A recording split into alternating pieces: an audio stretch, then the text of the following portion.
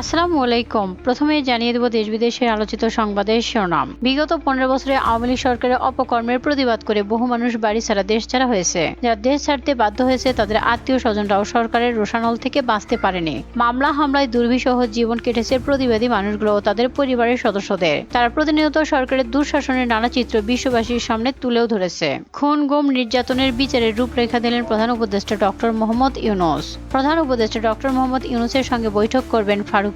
বৈঠক করতে দিল্লি থেকে আসছে 20 দেশের রাষ্ট্রদূত। প্রধান উপদেষ্টা ডক্টর মোহাম্মদ ইউনূসের সঙ্গে বৈঠক করতে ভারতের দিল্লি থেকে 20 দেশের রাষ্ট্রদূত ঢাকায় আসবে।